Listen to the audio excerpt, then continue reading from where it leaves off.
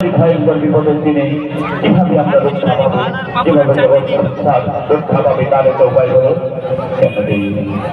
আমরা যদি সেই আল্লাহ শক্তি দেবী মহামায়াকে স্মরণ করি। এই আল্লাহ শক্তি দেবী মহামায়া বারে বারে ভয়ঙ্কর বিপদের হাত থেকে রক্ষা করেছে। যে আল্লাহ শক্তি দেবী মহামায়া নানা রূপে নানা ভাবে সৃষ্টিকে রক্ষা করতে তার রূপ পরিবর্তন করছে, সেই আল্লাহ শক্তি দেবী মহামায়াকে যদি আমরা স্মরণ করি তাহলে কেমন হয়? উত্তম রাস্তা পেয়েছেন মহেশ্বর। তাহলে আসুন আমরা বিবেক মিলে আমাদের পরে যদি এই শক্তিকে একত্রিত করবো, এই শক্তিকে একত্রিত করে আমরা নতুন ভাবে আল্লাহ শক্তি দেবী মহামায়াকে আহ্বান জানাবো। আমরা নতুন ভাবে আহ্বান জানিয়ে দেবী আল্লাহ শক্তি মহামায়াকে সৃষ্টি করবো। এই শক্তি একত্রিত হয়ে আমরা আল্লাহ শক্তি দেবী মহামায়াকে সৃষ্টি করবো। আমরা তার নামকরণ করবো